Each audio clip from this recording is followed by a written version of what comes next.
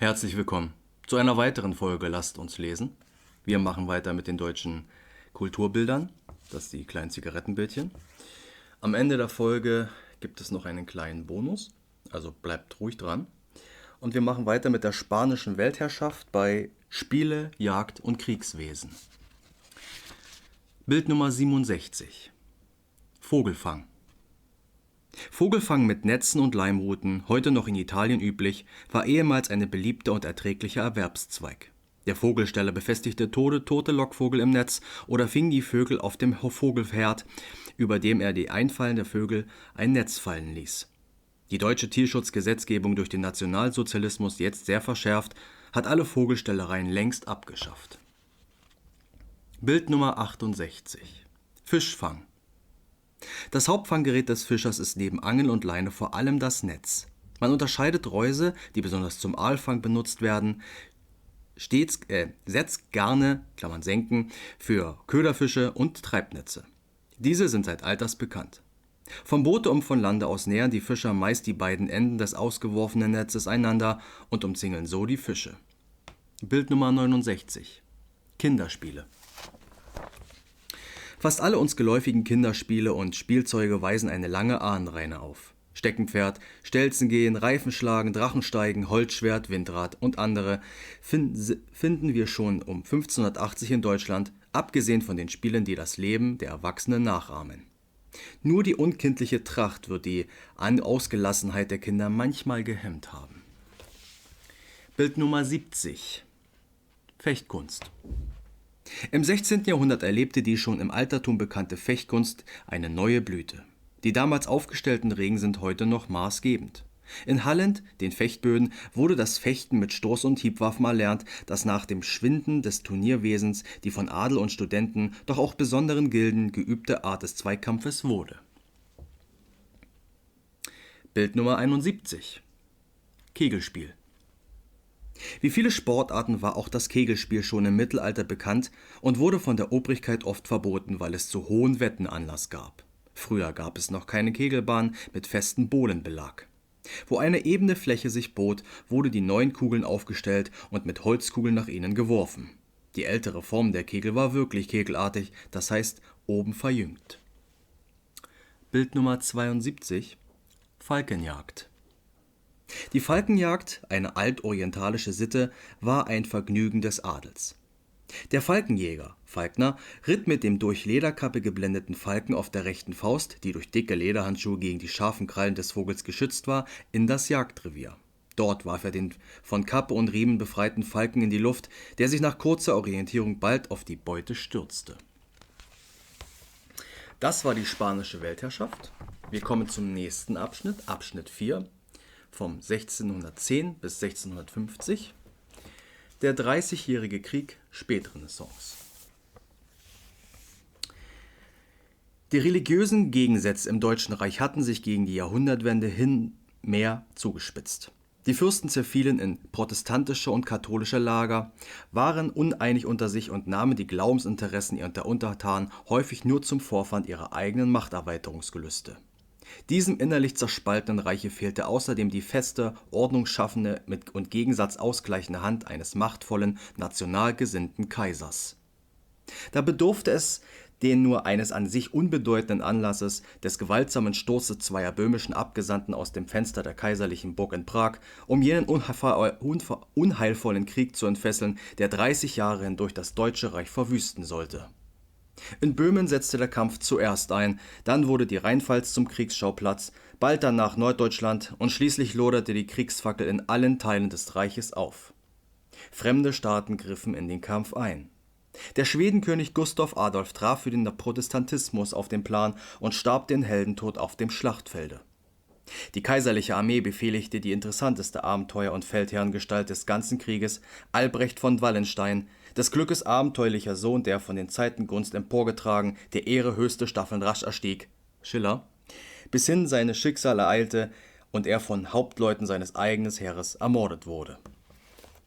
Durch das ganze Land wälzten sich die Herzöge mit ihren ungeheuer riesigen Tross, der lichtscheues Diebesgesindel wie abenteuerhungrige Bürger und Bauerssöhne an sich lockte.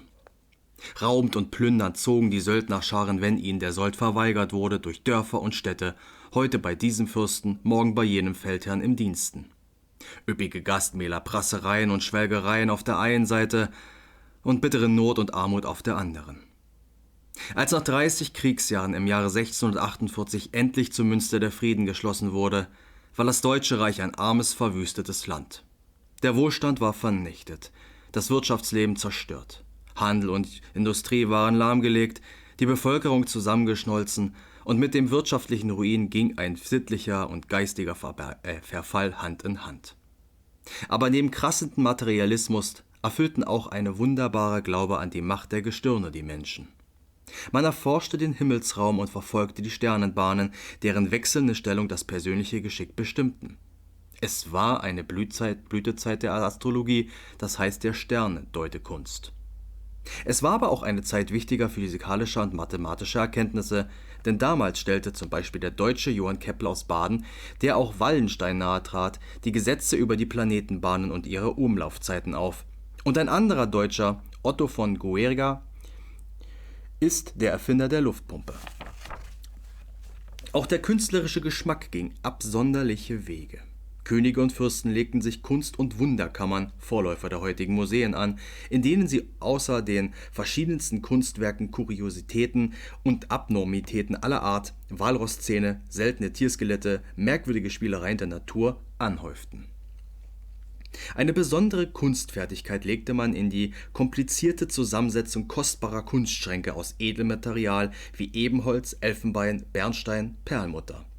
Ihren Inhalt bildeten oft ganze Bestecke und Gedecke, Toilettengeräte, Karten, Brettspiele und wissenschaftliche Instrumente von vollendeter technischer Ausführung. Die bildende Kunst dieser Zeit der Spätrenaissance war in einer gewissen Erstarrung verfallen und gefiel sich in gedrechselter Künstlerei aller Art, bis das kommende Zeitalter des Barock sie wieder mit neuem Leben erfüllte. Anders war es mit der deutschen Dichtung und besonders der Musik jener Zeit bestellt. Das geistliche und weltliche deutsche Lied, Oratorium, Orgel- und Instrumentalmusik erlebte gerade aus der Not der Kriegszeit heraus eine neue Blüte. Ja, sogar die erste deutsche Oper von Heinrich Schütz wurde 1627 in Torgau aufgeführt.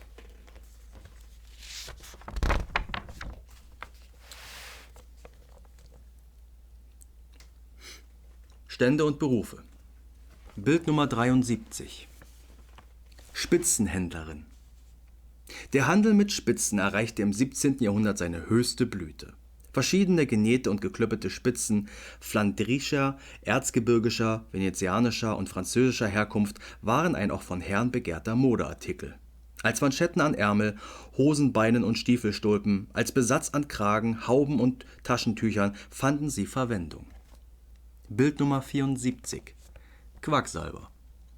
Ein Quacksalber war ein herumziehender Wunderdoktor, der auf freien Plätzen mit großer Beredsamkeit seine meist selbstgefertigten Salben und Heiltränke anpries, ohne von wirklichen Arzneiheilskunst etwas zu verstehen.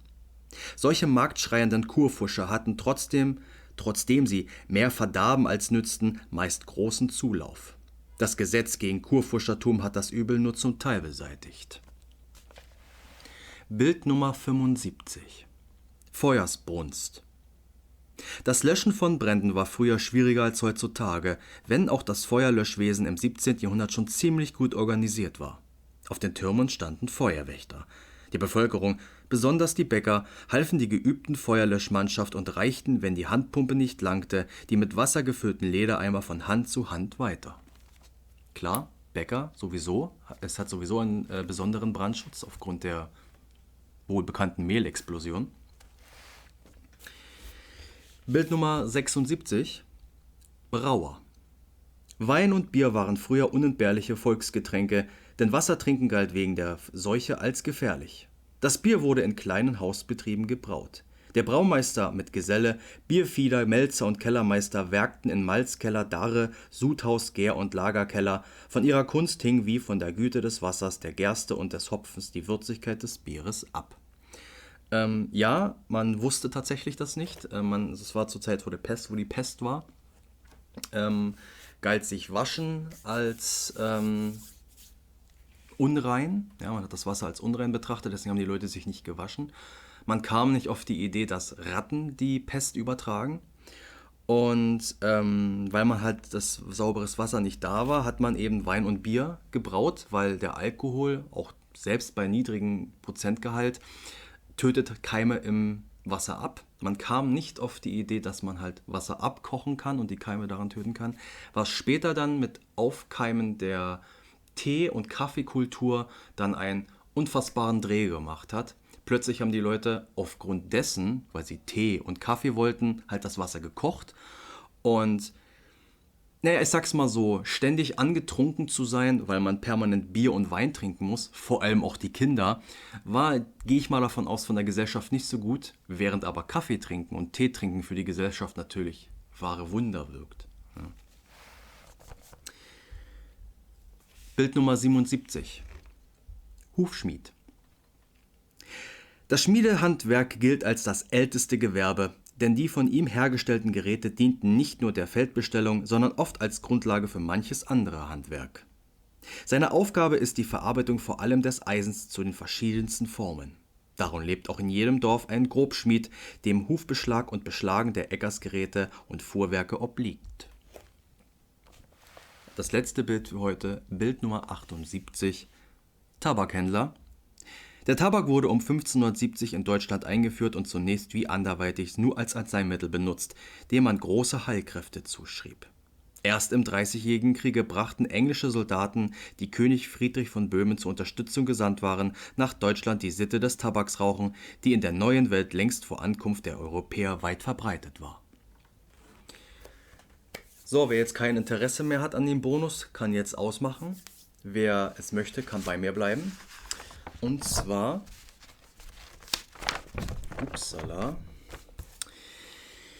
zu dem Bild 67, was dem Tierschutzgesetzgebung betrifft. Das hat mich recht interessiert, dachte ich, okay. Und habe was tatsächlich gefunden. Und zwar das Reichsgesetzblatt, Teil 1. Ich habe nur einen Teil, aber ich denke, das reicht auch. Von 1933, ausgegeben zu Berlin, den 25. November 1933, Nummer 132. Ich lese das jetzt mal durch. Ja? Tierschutzgesetz vom 14. November 1933. Die Reichsregierung hat das folgende Gesetz beschlossen, das hiermit verkündet wird. Abschnitt 1. Tierquälerei. Paragraph 1. Erstens. Verboten ist, ein Tier unnötig zu quälen oder roh zu misshandeln. Zweitens. Ein Tier quält, wer ihm länger dauernd oder sich wiederholend erhebliche Schmerzen oder Leiden verursacht. Unnötig ist das Quälen, soweit es keinem vernünftigen, berechtigten Zwecke dient. Ein Tier misshandeln, wer ihm erhebliche Schmerzen verursacht. Eine Misshandlung ist roh, wenn sie eine gefühllose Gesinnung entspringt. Abschnitt 2. Vorschriften zum Schutz der Tiere. Paragraph 2. Verboten ist, ein Tier zur Haltung, Pflege oder Unterbringung oder bei der Beförderung derart zu vernachlässigen, dass es dadurch erhebliche Schmerzen oder erheblichen Schaden erleidet. Verboten ist, ein Tier unnötig zur Arbeitsleistung zu verwenden, die offensichtlich seine Kräfte übersteigen oder die ihm erheblichen Schmerzen bereiten oder denen es infolge seines Zustandes nicht gewachsen ist. Verboten ist, ein Tier zur Abrichtung, Filmaufnahmen, Schaustellung oder ähnlichen Veranstaltungen zu verwenden, soweit sie mit erheblichen Schmerzen oder erheblichen Gesundheitsschädigungen für das Tier verbunden sind. Verboten ist, ein gebrechliches, krankes, abgetriebenes oder altes Haustier, für das das Weiterleben eines Qual bedeutet, zu einem anderen Zwecke als zur alsbaldigen schmerzlosen Tötung zu veräußern oder zu erwerben. Verboten ist, ein eigenes Haustier auszusetzen, um sich des Tieres zu entledigen. Verboten ist, Hunde auf Schärfe an lebenden Katzen, Füchsen oder anderen Tieren abzurichten oder zu prüfen. Verboten ist, einen über 2 Wochen alten Hund die Ohren oder den Schwanz zu kürzen.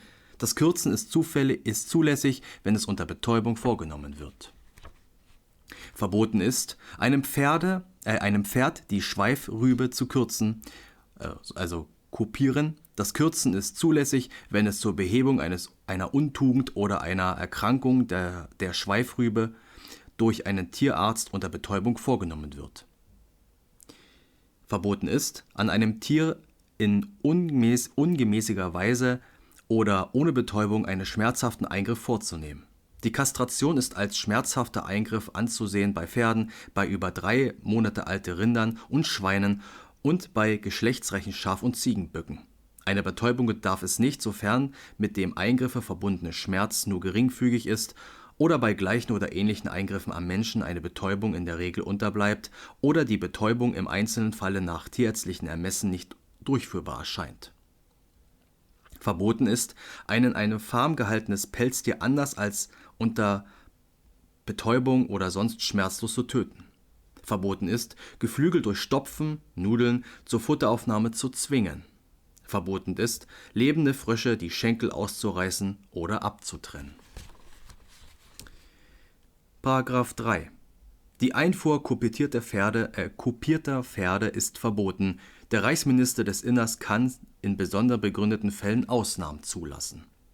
Paragraph 4. Die Verwendung von Einhufern unter Tage ist mit Genehmigung der zuständigen Landesbehörde gestattet. Und dann geht es schon langsam zu Ende hier. Abschnitt 3. Versuche an lebenden Tieren. Verboten ist Eingriffe oder Behandlungen, die mit erheblichen Schmerzen oder Schädigungen verbunden sind, an lebenden Tieren zu Verruchszwecken vorzunehmen, soweit nicht die Vorschrift der Paragraph 6 bis 8 etwas anderes bestimmt. Naja, und dann geht's schon, ne, den Rest habe ich nicht, Paragraph 6. Der Reichsminister des Innern kann auf Vorschlag der zuständigen Reichs- und obersten Landes, ja, mehr habe ich nicht. Wenn ihr euch das interessiert, das könnte ich natürlich mal nachschauen, ob es da noch mehr gibt davon. Ich habe erstmal das genommen. Zur kurzen Erklärung, was die Schweifrübe vom Pferd ist. Man könnte sagen, dass die verlängerte Wirbelsäule vom Pferd. Also daran, das hat ein paar Wirbel, also vom Pferd halt der Schwanz, wo dann halt eben der Schweif dran ist. Und wenn man das abschneidet, dann muss man halt auch ein paar Wirbel mit abschneiden. Also es ist jetzt nicht einfach so, dass man den Schweif, also die Haare nur abschneidet. Und man hat das gemacht bei Kaltblütern. Also Kaltblütern sind besonders kräftige Pferde, Arbeitspferde, kräftige Tiere, damit man diesen Bogen im Rücken, wo man die Muskelpaare sieht, damit das besonders zur Geltung kommt. Und man hat das Argument noch gebracht, dass Arbeitstiere womöglich mit dem Schweif, also mit den Haaren, in die Arbeitsgeräte reinkommt, und um das zu vermeiden, hatte man das abgeschnitten.